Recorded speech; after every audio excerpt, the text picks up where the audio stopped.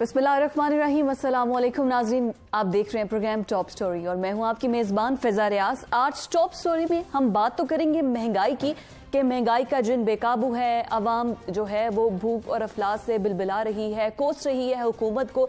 इमरान खान साहब आज लाहौर में मौजूद थे, क्या उनकी मसरूफियात रही, महंगाई को कंट्रोल करने के लिए क्या कुछ किया, इस पर भी बात करेंगे। लेकिन पहले कुछ फैक्ट्स एंड फिगर मैं आपके सामने रख दूं कि अद्वियात की कीमतों में भी इजाफा हो चुका है।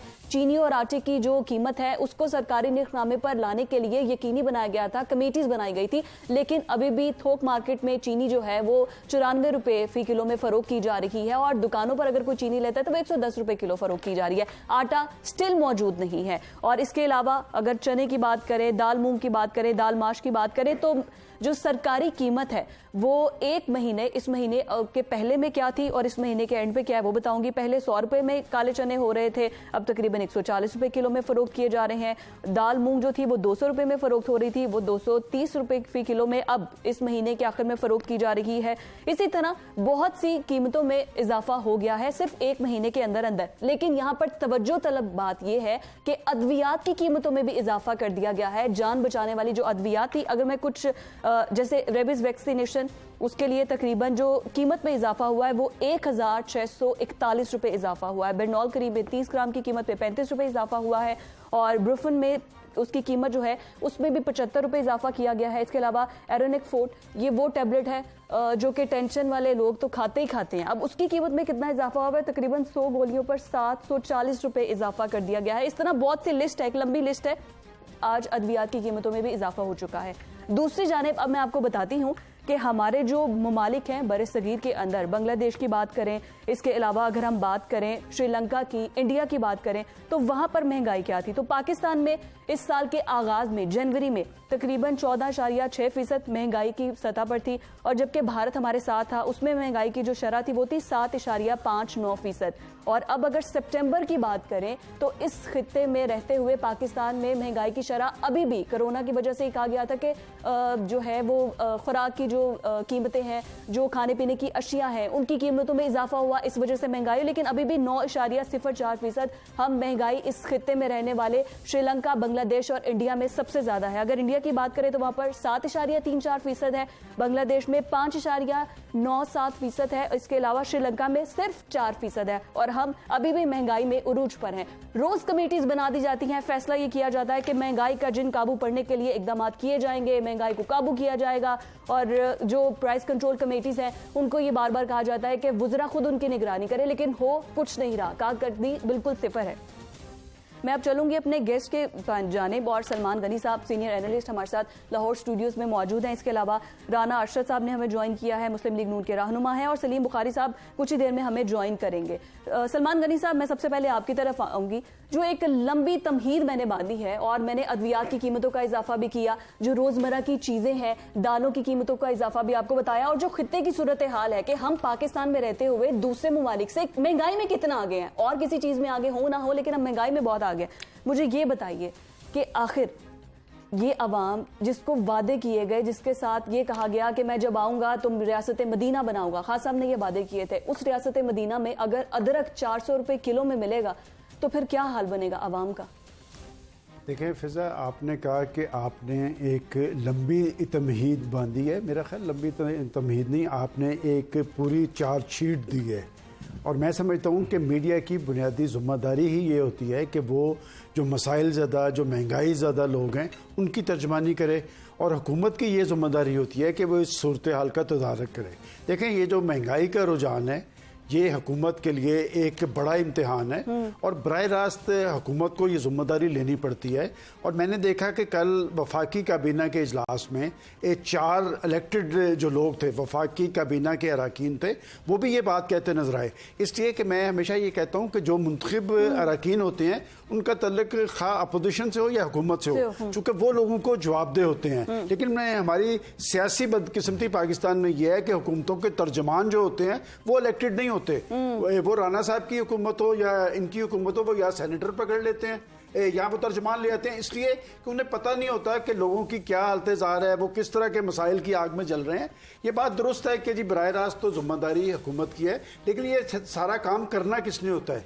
ये बुनियादी तौर पे काम होता है इंतजामी मशीनरी का, और इसके जिम्मेदार जो हैं ये मुनाफाखोर हैं, जखीरा अंदोज हैं, माफियाज हैं, जिसकी सबसे ज्यादा गर्दान जनाबे इमरान खान ने की। और बड़ी अच्छी बात थी कि वो बड़े दावे करते रहे कि इनको जखीरा अंदोजों को, मुनाफाखोरों को और ख़ास तौर पे माफियाज के गिर्द कानून का शिकंजा कसा जाएगा। और ये शिकंजा किसने कसना होता है? ये शिकंजा कसना होता है इंतजामी मशीनरी ने। इंतजामी मशीनरी ये सारा अमल क्यों नहीं कर पा रही? और ये मैं नहीं कह रहा, ये परवेज खटक साहब कह रहे हैं, ये फवाद चौधरी साहब कह रहे हैं, ये फैसल वाडा साहब कह रहे हैं कि इंतजामी मशीनरी हमारे साथ तावन नहीं कर रही। और फिजा ये बात मैं अपने प्रोग्राम थिंक टैंक में मुसलसल 2 साल से कह रहा था कि जनाबे प्राइम मिनिस्टर इंतजामी मशीनरी आपके अहकामात पे अमल दरामद नहीं कर रही। हमारा बड़ा अलमिया ये है कि यहाँ पर 100 रुपए की चीज जो है वो 400 रुपए में बिकती है। गंदम जो है हमारे काश्तकार को, जो बेचारा सारा साल अपना खून पसीना एक करता है, उससे तो आपने 1300 रुपए में खरीद ली है, मार्केट में 2600 रुपए गई है। अब आप कह रहे हैं जी आप 1600 रुपए आप ये खैरात मेरे काश्तकार को ना दें। बाज एक काश्तकार को उसकी मेहनत का सिला देंगे तो वो पाकिस्तान को सरखरू करेगा, वो ज़रायत को मजबूत करेगा, लिहाजा बुनियादी जिम्मेदारी हुकूमत को लेनी पड़ेगी। बिल्कुल ठीक है सलमान गनी साहब, ये मेरे बिल्कुल सामने है कि किस तरह कीमतों में इजाफा होता चला गया। अब जो अदरक है, चले मान लेते हैं सब्जियां सीजनल होती हैं, जैसे ही सीजन का जिक्र कर रही हैं, ये किचन से मुतल्लिका चीजें हैं। और मैं समझता हूँ कि किचन की अगर 7 अशिया पे हुकूमत काबू पा लेना तो कभी महंगाई हो नहीं सकती। और हुकूमत को बड़ी माजरत के साथ पहली गाली जो पड़ती है ना, वो खातून खाना से पड़ती है, जो किचन के अंदर मौजूद होती है। और मैं समझता हूँ कि इलेक्टेड गवर्नमेंट का एक हुस्न होता है कि वो प्रेशर लेते हैं। इमरान खान साहब अपने तर्ज अमल से ये जाहिर करते हैं, और मैं समझता हूँ कि दुरुस्त है, उनकी नीयत दुरुस्त है कि वो करना चाहते हैं, हो क्यों नहीं रहा ये मेरा ख्याल है। आप अगर बसरा साहब से पूछें या राना अरशद साहब से, बसरा साहब से पूछ लेते हैं। जी बसरा साहब, अब आपको मेरी आवाज क्लियर आ रही है? तो सलमान गनी साहब ने उन्हें कहा जी पहली गाली अगर पड़ती है तो खातून खाना से पड़ती है, क्योंकि सारी किचन की चीजें हैं। गुजारिश ये है, कोई अगर मगर इफ बट लेकर नहीं है। हमारी हुकूमत के लिए सबसे बड़ा चैलेंज महंगाई, महंगाई और महंगाई है। अब जाहिर है हुकूमत ही जिम्मेदार है इसको कंट्रोल करने के लिए, जिसके लिए हम हर मुमकिन कोशिश कर रहे हैं। अभी आप प्राइस कंट्रोल कमेटियों की बात कर रही थी, इसमें कोई शक नहीं है कि जो अभी इंतजामी तौर पे बात हो रही है, एडमिनिस्ट्रेटिव लेवल पे तौर पर बात हो रही है, जाहिर है कि हुकूमत जो रेट फिक्स करती है, जो रेट मुकर्रर करती है, अगर दुकानदार उस रेट पर चीजें नहीं बेच रहा, मुनाफाखोरी कर रहा है, जखीरा अंदोजी कर रहा है, तो जिम्मेदारी हुकूमत की है। उसके लिए हमने इस वक्त जो चीजें चॉकआउट की हैं, मैं आपको 1 2 3 कर देता हूँ और आपको इंशाल्लाह रिजल्ट्स नजर आएंगे। पहली बात तो आपको मैं फिर एक बात तो जरा समझिएगा कि जो इमरान खान और उनकी हुकूमत है और जो तहरीक इंसाफ है, जो उसको हुकूमत मिली वो वही मिली। क्या ये महंगाई को 1.5-2 साल में नहीं हो गई है? हमने तो वहां से टेकअप किया जहां से 32,000 अरब डॉलर का कर्जा मिला, 1.5 लाख का हर बच्चा पैदा होने वाला मकरूज मिला। तो यहाँ से महंगाई जो हमारे दौर में बढ़ी है, हम कोशिश कर रहे हैं कि कीमतों को नीचे लेकर आए और रेट जो फिक्स है उस पर करें। पहला तो हमने ये इंश्योर किया है। बसरा साहब बिल्कुल ठीक, जी प्लीज जी। एक तो हमने ये किया पहला स्टेप के तौर पे, मैजिस्ट्रेट साहबान को ये कह दिया है कि जो रेट मुकर्रर हैं, अगर इससे ऊपर चीजें बिकी तो सिर्फ ये नहीं कि उनके खिलाफ ट्रांसफर पोस्टिंग वाली बात है, डिसिप्लिनरी कार्रवाई होगी उनके खिलाफ। और हमने कहा कि हर दुकान के सामने वो निर्ख अवेजा होने चाहिए जो हुकूमत ने मुकर्रर किए हैं, नंबर 1। नंबर 2, अगर उससे ऊपर कोई चीज बिकती है उस रेट के ऊपर, उसका जिम्मेदार ना दुकानदार होगा, उसका जिम्मेदार भी इंतजामिया होगी, प्राइस कंट्रोल कमेटियां होंगी। नंबर 3, वो दुकान सील कर दी जाएगी और वो जो रेट ज्यादा ले रहे हैं उनके ऊपर मुकदमे दर्ज होंगे। अब इसमें हमने कोई ना कंप्रोमाइज करना है। हमें पता है ये मुश्किल फैसले है, इसमें हर तरह के लोग आएंगे, लेकिन अवाम तंग है, अवाम परेशान है। ये जो अपोजिशन है ना, जो भानुमती का कुनबा है, जो कहीं का ईंट कहीं का रोड़ा, हमें इनका कोई इशू नहीं है। हमें पता है कि ये बेचारे तो अपनी अगर इतने जो गई होते तो और जब ये बात करते हैं ना महंगाई की, बेरोजगारी की, ये अपोजिशन टीमें बात करती हैं, तो पंजाबी जी कहते हैं ना हासा निकलना, मेरा हासा निकल जाता है। वो इसलिए निकल जाता है कि यार अगर आपको इतना गरीबों का दर्द होता तो आप भी तो गरीब होते ना। पूछ लेते हैं, ठीक है, बस साहब आपका पॉइंट आ गया है। मैं कुछ नहीं कहूंगी, मेरे पास इस टाइम फैक्ट्स एंड फिगर्स बिल्कुल मेरे सामने है। पहले मैं चाहूंगी कि राणा साहब का कमेंट लें, उसके बाद मैं आपसे ये जानना चाहूंगी राणा अरशद साहब। बिस्मिल्लाहिर्रहमानिर्रहीम। फिजा रियाज साहब, मैं आपका शुक्रिया अदा करता हूं, आपके टीवी चैनल, आपके चेयरमैन और आपकी पूरी टीम के विजन पर, फहम व फरासत पर मैं आपको दाद देता हूं कि इस अजाब ज़दा हुकूमत और कोरोना प्राइम मिनिस्टर के होते हुए आप अपना कलीदी किरदार अदा कर। अभी मेरा पुराना भाई, हम इकट्ठे थे 2008 में, मैं भी पार्लियामेंट्री सेक्रेटरी था और मेरा भाई शौकत बसरा साहब भी पार्टी की तरफ से थे और हम इकट्ठे रहे। आगे बहरहाल इशू ये है, आज हमने पाकिस्तान को 5.8 मियां नवाज शरीफ की क़यादत में हमने पाकिस्तान का तरक्की का ग्रोथ रेट क्या था 5.8। माशाल्लाह रियासत मदीना के दावेदार आ गए और 2019 में 1.9 पे आ गए। और फिर कोरोना का कहते हैं कि अजाब नहीं, अल्लाह ताला की तरफ से हर काम में कोई ना कोई बेहतरी होती है। 23 मार्च को लॉकडाउन करते हैं, 10 अप्रैल को खुतबा देते हैं कि नहीं कंस्ट्रक्शन इंडस्ट्री को ओपन किया जाता है, तो आज आपकी ग्रोथ रेट है 0.4। कौन लेके आया? मोहतरम इमरान नियाज़ी। 200 एक्सपर्टीज की टीम थी, वो आएंगे और 200 अरब डॉलर आएंगे, वो भी ये कहावत है। इशू ये है, कल कैबिनेट मेंबर कबीना की जो मीटिंग हुई है उसमें इनके वुज़रा ने कहा कि खान साहब अब बहुत गाली पड़ती, झूठ नहीं बोलना, अब महंगाई सर पे है। मैं सिर्फ ये अर्ज करूंगा, वो पुराना पाकिस्तान जो कायदे आजम और मादरे मिलत का पाकिस्तान था, जहां 31 मई 2018 को 65 रुपए चने की दाल थी, आज 200 रुपए किलो चने की दाल है। उस वक्त गरीब का बच्चा अपनी बेटी और बेटी की शादी करता था तो 51,000 का जेवर तोला, एक सोना जेवर एक तोला था, आज 1,30,000 तक ले गए।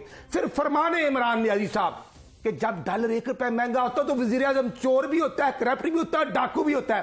तो खान साहब जरा नजर फरमाएं, आज आपका डॉलर 170 169 रुपए तक गया, कोई और जिम्मेदार नहीं। आपको टीवी के जरिए पता चलता है कि डॉलर महंगा हो गया, आपको खुद नहीं पता होता कि आप प्राइम मिनिस्टर की सीट पर 25 जुलाई 2018 को जो आरटीएस सिस्टम सोया, आज तक सोया है, पता नहीं वो कोई अब्दी नींद क्यों सो गया है, कहां पे उसको जगाना है, कब जगाना है, जब पाकिस्तान की आवाम को दिवालिया कर दिया। आज महंगाई की बात कर, महंगाई पे आ रहा हूं। जो मेडिसिन 1 साल पहले 15% महंगी की गई और आमिर कियानी जो मिनिस्टर था तो वो 400% महंगी हुई। टेकअप किया नैब पीटीआई कट जोड़ने, तो उसको फर्क करके पार्टी का सेक्रेटरी जनरल बना दिया। फिर देखें वो एक स्पेशल WHO का गिफ्ट आया, क्या नाम था उसका, डॉक्टर मुजफ्फर मिर्जा साहब, और वो आए, वो मास्क और कोरोना पर अरबों रुपए ले गए। अब उन पर की करप्शन ओपन हुई तो वो मेडिसिन जो है वो महंगी हो गई और उसके बाद अब किस्सा ही छोड़ दिया। खान साहब ने अपने जाती डॉक्टर फैसल सुल्तान को भर्ती कर दिया है कोरोना के मुकाबले के लिए मिनिस्टर हेल्थ की सीट पर, और फरमान फरमा रहे थे डॉक्टर फैसल साहब कि वो जो 94 मेडिसिन महंगी की है वो मिलती नहीं थी, वो शॉर्टेज हो गई थी, इसलिए हमने 262% महंगी कर दी है। आज अदरक आपने बजा कहा, रेट वही है, 455 रुपए किलो अदरक का रेट है, लेकिन वो रेट ऐसे लगा हुआ है और 750 रुपए में अदरक दे रहे हैं, थोम 350 रुपए में दे रहे हैं, भिंडी का रेट अगर 80 रुपए लिखा है तो वो 150 रुपए दे रहे हैं। और यहां पर डिस्ट्रिक्ट प्राइस, हम शबाशी साहब की कैबिनेट मेंबर में होते थे, सुबह हम 6:30 बजे तमाम MP MNA वुज़रा हम मार्केट मंडी और हम सब्ज मंडी भी होते थे, ये सोए होते हैं। और 12 करोड़ आवाम का सूबा किसके हवाले कर दिया? जो मेरा पुराना साथी टिकट होल्डर उस्मान बुज़दार, वो कहता है मैं अंडर ट्रेनिंग हूं। आज महंगाई का जिम्मेदार कोई नहीं। फिर खान साहब आज लाहौर में थे, क्या करके गए हैं? मैं समझता हूं सियासत होनी चाहिए, लेकिन डॉक्टर सरकारी मुलाजमीन को भी आज माफियाज कह गए हैं। खान साहब आपने कैंसर हॉस्पिटल का नाम लेते हैं, आपने कैंसर के मरीजों की मेडिसिन बंद कर दी जो शहबाज शरीफ साहब देते थे।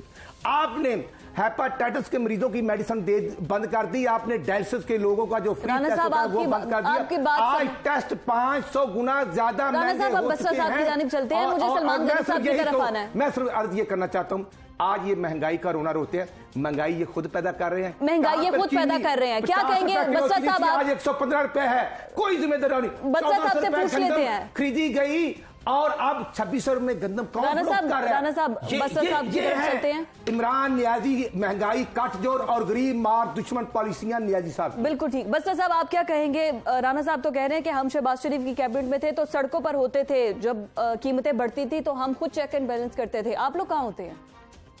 देखिए बात ये है, राणा साहब हमारे भाई हैं, अगर इतने ही अच्छे होते तो आज ये जिस तरह कोई गोले वाला है, कोई पापड़ वाला है, कोई चीनी वाला है, पता नहीं कौन कौन सा, राणा मुझे तो नाम भी वो याद नहीं है, राणा साहब को अच्छी तरह याद होंगे, तो इनके करतूतों में से यहाँ तक पहुंचे हैं। जाहिर है कौम सड़कों पे थी, ये मारामारी कर रहे थे। बात ये है कि अभी भी मैं फिर कह रहा हूँ कि महंगाई के हवाले से हमारे लिए चैलेंज है और इस चैलेंज को हमें कंट्रोल करना है। अदरवाइज बस्सा साहब कैसे करेंगे चैलेंज को कंट्रोल? जिस तरह आप कह रहे हैं कि कमेटीज बनाई गई हैं, कमिश्नर, डिप्टी कमिश्नर सारे सड़कों पर मौजूद हैं, प्राइस कंट्रोल कर रहे हैं। अब मैं आपको बताती हूँ, सरकारी निर्खनामा जो सब्ज मिर्च है वो मिल रही है 160 रुपए में, और 1 अक्टूबर को जो सरकारी रेट में जो मुख्तस की गई थी वो थी 114 रुपए। इसी तरह दाल माश की अगर मैं बात करूं तो सरकारी रेट है उसका 230 रुपए और वो मिल रही है 280 रुपए की। ये सरकारी रेट में और जिसमें मिल रही है, मैं उसका फर्क बता रही हूँ। चीनी और आटे की तरफ से तो हम आगे बढ़ गए हैं ना, तो ये तो ऑन ग्राउंड सिचुएशन मौजूद है। अच्छा मैं आपको स्टेप बता रहा था, वो एक स्टेप बताना भूल गया। पंजाब में तो हमने ये कर लिया है कि किस तरह हम सस्ते बाजार लगाते थे रमजान के अंदर, अब हर तहसील के अंदर हर शहर में सस्ते बाजार लग चुके हैं।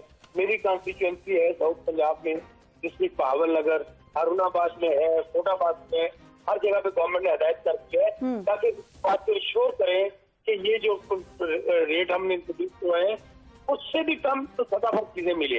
अच्छा जो बात आप कह रही हैं, बस्सा साहब मैं सॉरी मैं आपकी बात काट रही हूँ, मुझे ये बताइए कि आपने कोई सस्ता बाजार विजिट किया है? अगर किया है तो मुझे बताइए। अगर मैं आपको पुराने प्रोग्राम आपको व्हाट्सएप कर रहा हूँ आपके प्रोड्यूसर के नंबर पर कि जो सस्ता बाजार हारूनाबाद में लगा है, मैंने खुद विजिट भी किया है। अच्छा। मैंने खुद विजिट भी किया है, वहाँ पर मेरे साथ वहाँ के मजिस्ट्रेट, जबान, तहसीलदार, हमारी जो प्राइस कंट्रोल कमेटी है वो मौजूद थी। अच्छा। और वहाँ पर हर तरह की सब्जी, फ्रूट, चावल, चीनी, जिनके ऊपर आप डिस्कशन करेंगे। बस्सा साहब मैंने जो बाजार विजिट किया है ना, मैं उसकी सिचुएशन अगर आपको बताऊं तो वहां पर केलों के अलावा कुछ नहीं मुझे नजर आया। ये गड़ी शॉप बाजार की मैं बात कर रही हूँ, मैंने अपनी आंखों से जो देखा है। दूसरा ये कि हमारी लाहौर की आबादी है 1.25 करोड़ और सलमान गनी साहब इसमें बाजार लगे हैं सिर्फ 31। क्या कहेंगे आप इस पर? फिर हमें ब्रेक की तरफ जाना है। बात ये कि ये दोनों पॉलिटिकल वर्कर है जी, और मैं इसमें शौकत बसरा साहब को सराहता हूं कि उन्होंने महंगाई के इशू को तस्लीम किया और इस बात में बहुत देर की है हुकूमत ने समझते हुए। हम लोग पहले रोज से नहीं कह रहे थे कि ये बहुत बड़ा इशू है, और मैं हमेशा ये एक बात कहता हूँ, देखें चीनी उन सहूलत बाजारों में लाहौर में तो नहीं मिल रही। जहां तक असल इशू है वो है आटे का। वो किसी ने कहा था ना कि तू की जाने यार अमीरा रोटी बंदा खा जाती है। बात ये कि ये जो रोटी का इशू है ये सबसे सेंसिटिव इशू है। जिस शख्स को रोटी नहीं मिलती वो अपने पेट पे पत्थर बांध देता है, वो अपने बच्चों को नहीं मरता देखता, और जब उसके बच्चे मर रहे होते हैं तो वो लोगों के बच्चे मारता है। हम पहले रोज से कह रहे थे कि आप इस तरफ तवज्जो दें, दरअसल गवर्नमेंट की तवज्जो इस तरफ नहीं रही। बसरा साहब ये बात माने या ना माने, उनकी असल तरजीह है नवाज शरीफ और अपोजिशन। और मैं आज बड़ी माजरत के साथ, मेरे लिए बड़े काबिल एहतराम है पाकिस्तान के प्राइम मिनिस्टर, आज उन्होंने लाहौर में एक फिक्रा कहा है जी। उन्होंने अपोजिशन को जेब कुतरों से तशबीह दी है, और जब वो किसी ने कहा था ना कि किसी के गलत खुदा को भी बुरा ना कहो नहीं तो वो आपके दुरुस्त खुदा को भी टारगेट करेंगे। हाँ। इसका मतलब है कि वो एक कैफियत से दो चार है, और जो इलेक्टेड बंदा होता है ना उस पर ये कैफियत तारी होती है। मैं इसलिए कहता हूँ कि वो प्रेशर लेते हैं, उन्हें पता है कि लोग किस तरह गुजर बसर कर रहे हैं। मैं ऐसे घराने जानता हूँ जहाँ से 2 वक्त का रोटा खाना खत्म होके 1 वक्त में आ गया। और फिजा ये बात उससे ज्यादा खतरनाक है कि अब बच्चों को गिन के रोटी मिलती गिन के है। रोटी और बात ये कि ये सुनकर जब तारी होती है, फिर हुकूमतें जवाबदेह होती हैं। अगर इन्होंने ये जो कह रहे हैं, खुदा करे कि अगले 4 हफ्तों में सूरत बेहतर हो, अगर ना हुआ तो अपोजिशन को छोड़ें, वो खुद इनसे निबड़ लेंगे। सलमान गनी साहब, यहीं से गुफ्तगू का आगाज करेंगे। और हुकूमत ने गलत फैसले करके 404 अरब का नुकसान भी किया है आवामी जो खजाना है उसमें। इस पर बात करेंगे एक ब्रेक के बाद।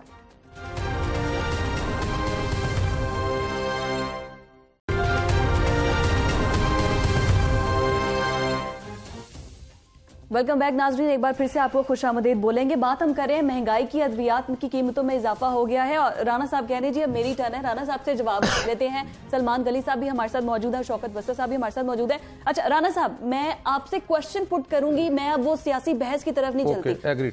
मैंने कल का जो प्रोग्राम किया, मैं पब्लिक के अंदर मौजूद थी। अब पब्लिक ये कह रही थी कि जी नून लीग ने भी हमें रिलीफ नहीं दिया है, चीनी तब भी महंगी हुई थी, ये अदरक और टमाटर तब भी महंगे हुए थे। वी अंडरस्टैंड के सीजनल जो वेजिटेबल्स हैं, जो सब्जियां हैं, जब सीजन चला जाता है वो महंगी मिलती हैं, लेकिन आप लोगों ने किसानों को रिलीफ देने के लिए कुछ नहीं किया। आपने नए बीज, लेटेस्ट टेक्नोलॉजी के लिए कुछ नहीं किया, आपने सिस्टम को अपडेट नहीं किया, आपने ज़राअत के शोबे को अपडेट नहीं किया।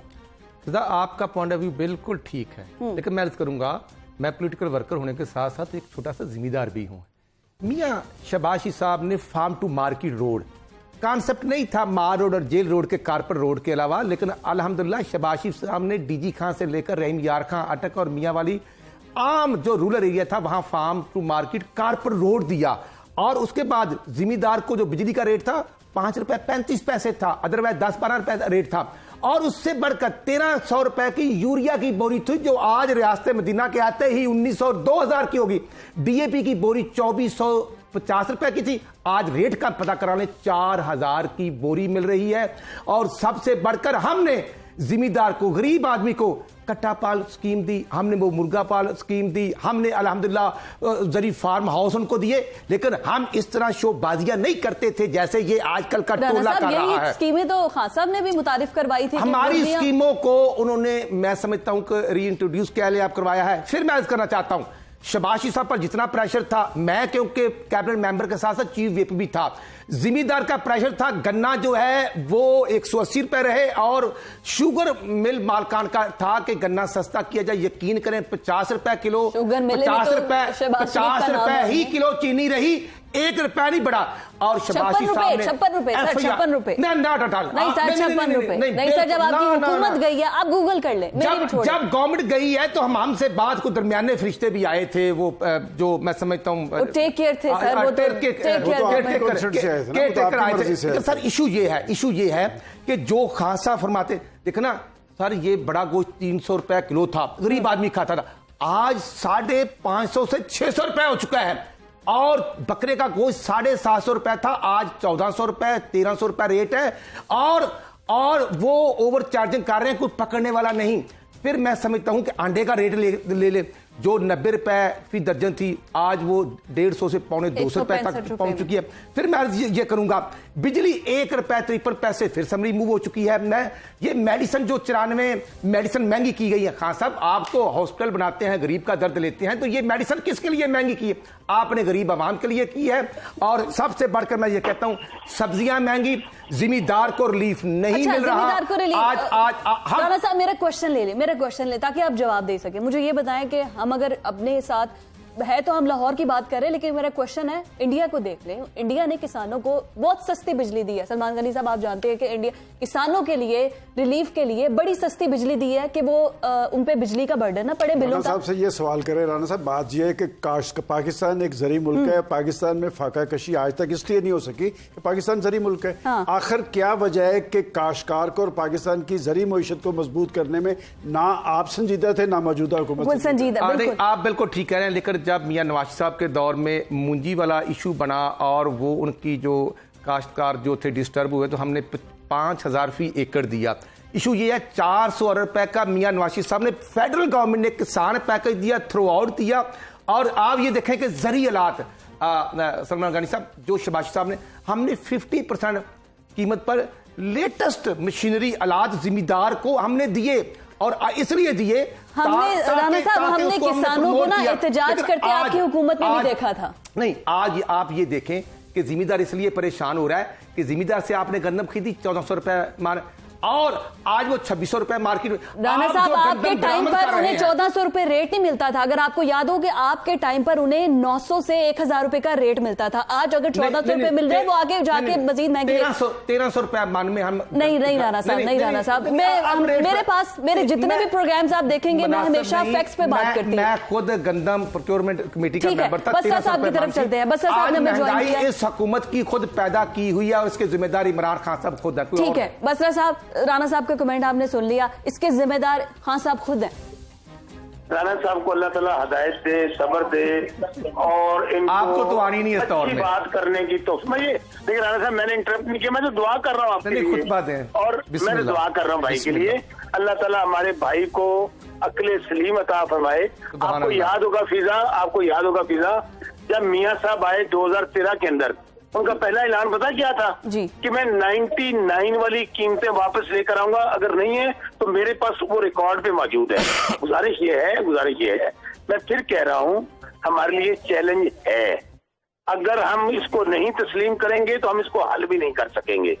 हमारा आप ये देख लें फिजा, जो आपने अभी रेट लिस्ट पढ़ी है जी। अच्छा, अगर वो रेट लिस्ट इम्प्लीमेंट हो जाती है तो फिर तो हमारी कामयाबी है ना। तो यही हमने चैलेंज लिया है। अगर हमने वो रेट डिक्लेयर किए अच्छा, आपकी बात पे आते हैं बसरा साहब। अगर आपने शिमला मिर्च का रेट जो है वो 182 रुपए किलो में रख दिया है, तो ये भी गरीब की पहुंच में नहीं है। आप अपना रेट भी तो देखें, 182 रुपए। लेकिन उसमें एक बात देखिए, आप बिल्कुल आप सही कह रहे हैं, शिमला मिर्च वो चीज है जो जाहिर है हर घर में इस्तेमाल होती है। मिर्च के बगैर आपने चीनी का रेट किया 85 रुपए, ठीक है, कि आपने कहा 85 रुपए में मिलेगी। दूध का आपने किया 90 रुपए। आप रेट भी तो देखे ना। अदरक की मसाला है, अदरक का आपने रेट मुकर्रर कर दिया जी 310 रुपए, और अगर देसी लहसुन आप ले रहे हैं तो वो 225 रुपए। आप अपनी रेट लिस्ट को भी, मेरी गुजारिश है, उसको भी तो एक बार देखें। ये जो आप रेट्स पढ़ रही हैं जी, ये वो पढ़ रही हैं जो गवर्नमेंट ने अनाउंस किए हैं, वो पढ़ रही हैं आप? सर सरकारी रेट 1 अक्टूबर वाले, अगर मैं आज सर रेट सरकारी रेट में 1 अक्टूबर के पड़े हैं, अगर मैं आपको अभी के रेट चले, मैंने फिर आपको थोड़ा सा रिलीफ दिया कि मैंने आज वाले नहीं बताए, तो अगर मैं आपको आज वाले बताऊं तो अदरक हमें मिल रहा है 325 रुपए में, शिमला मिर्च हमें मिल रही है 239 रुपए में, सब्ज मिर्च हमें मिल रही है 160 रुपए में। आपने खुद अपने आप को फंसवा लिया। मैं तो 1 अक्टूबर के पढ़ रही थी, आज के रेट फिर ये देख लें। अच्छा देखिए, मैं आपको फिर अर्ज कर रहा हूँ कि जो रेट फिक्स किए जाते हैं, जब वो पूरी मार्केट चेक होती है, उसके मुताबिक रेट अनाउंस होते हैं। अभी पहली हमारी कामयाबी तो ये होनी चाहिए कि अगर आप समझते हैं, और मैं भी समझता हूँ कि ये रेट भी आवाम की एक्सेस से ज्यादा है, ये भी कम होने चाहिए। लेकिन पहला हमारे लिए चैलेंज ये है कि हम जो रेट अनाउंस कर रहे हैं, उस रेट पे चीजें फरोख्त हों, उस रेट पे चीजें बिकें। अगर जब ये हम कर लेंगे तो with the passage of time चीजें नीचे भी आ जाएंगी।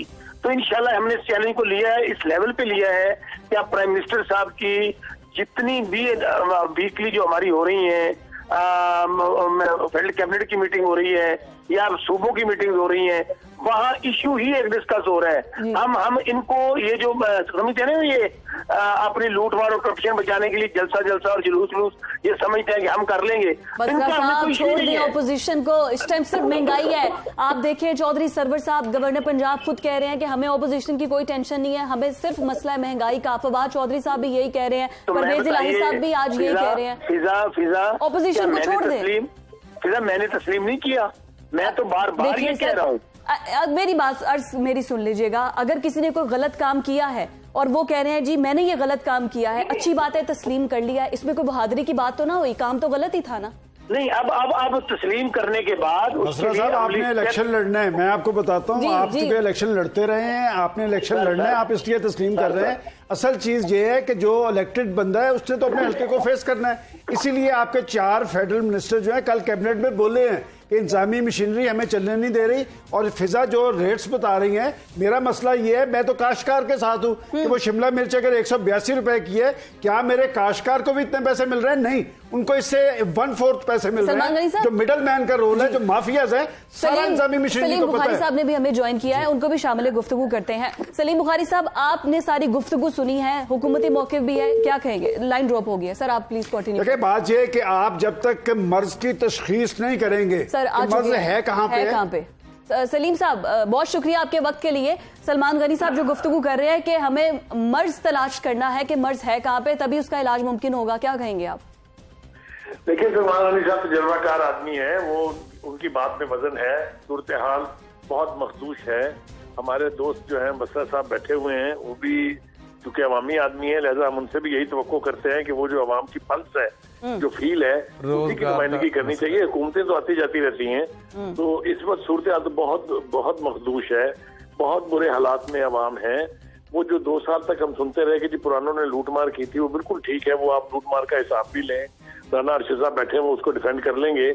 लेकिन जो वादे करके आपने वोट लिए थे कि हम अवाम के मसाइल को हल करेंगे, अवाम के मसाइल के हल का ताल्लुक ना तो IMF के लोन से है, ना उन कर्जों से है, इसका ताल्लुक गवर्नेंस से है। प्लीज एक बात को वादे करने दीजिए। महंगाई, अवाम की कमर तोड़ महंगाई, उनके मसाइल, बिजली के बिल, पेट्रोल की कीमत, नेम देम गैस की कीमत, इसका ताल्लुक उन कर्जों शर्जों से नहीं है, ये तो लोकल गवर्नेंस से इसका ताल्लुक है। Local governance. सर, आप इस तमाम तर सूरत हाल के जिम्मेदार किसे कहते हैं, खराबी का इस सिस्टम में? मेरे ख्याल से अब आप मुझसे लफ्जों में नाम लेना चाहते हैं, लेकिन आपको पता तो है इस वक्त कौन रूलिंग एलीट है। पंजाब जैसा सूबा जिसके बारे में ये कहते थे बाजार के यानी governing, Punjab is governing 2/3 of Pakistan. इस सूबे का जो हाल है इस वक्त, बशरा साहब खुद माशाल्लाह सूझबूझ रखते हैं सियासी, उनको ये पता है, उनको जवाब देना पड़ता है जब वो जाते हैं लोगों में। इनसे पूछ के मुझे बताइए कितने लोगों ने इन्हें कहा है आज के मुबारक हो जी बसरा साहब, आपने कमाल कर दिया है। कोई एक मसला अवाम का हल नहीं हुआ है, ना उसकी उम्मीद है। चीनी का क्राइसिस, आटे का क्राइसिस, को है जिम्मेदार, कोई लेने वाला जिम्मेदारी इसकी? आप इंपोर्ट कर रहे हैं 2000 रुपए पर मन पर 40 kg बाहर से गन्नम, अपने वालों को आप 1400 दे रहे हैं। ये जुल्म नहीं है? गन्नम तो सारी यहीं पड़ी है जो 16 लाख टन उन्होंने कहा था गायब हो गई है। कहाँ गई वो? जमीन खा गई या आसमान निकल गया उसको? इनको तो पकड़ना चाहिए। बहुत बहुत अच्छा पॉइंट आपने रेज किया है। हमारे साथ ही रहेगा सर, एक ब्रेक की तरफ होने जाना है, स्टे विद अस।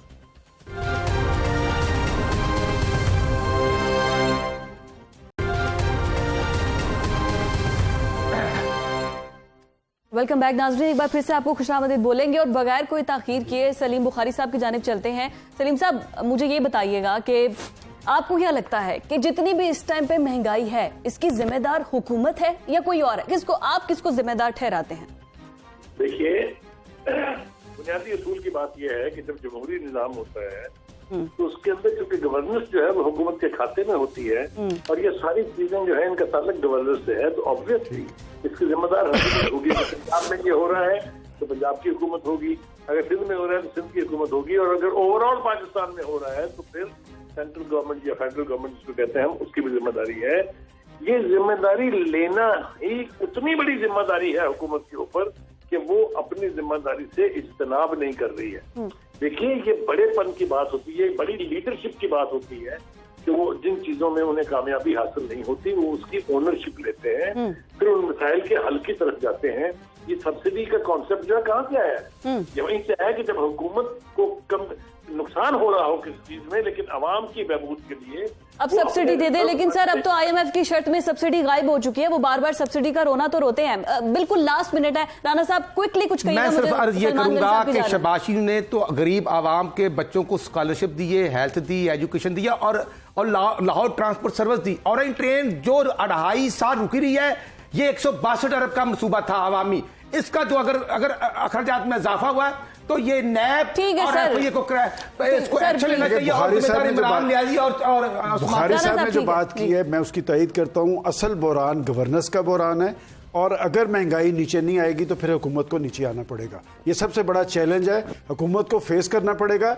और इंतजामी मशीनरी उनके अहकामात पर अमल दरामद क्यों नहीं कर रही, ये इसका जवाब हुकूमत को देना पड़ेगा। लेकिन हुकूमत फिलहाल जो कर रही है वो सिर्फ ये कर रही है कि हम एडमिट करते हैं कि महंगाई बहुत ज्यादा है, लेकिन उसको कंट्रोल करने के लिए क्या करना है ये अभी हुकूमत को भी नहीं पता, हमें नहीं पता। नाज़रीन, आज के प्रोग्राम से मुझे इजाजत दीजिए। अल्लाह हाफ़िज़।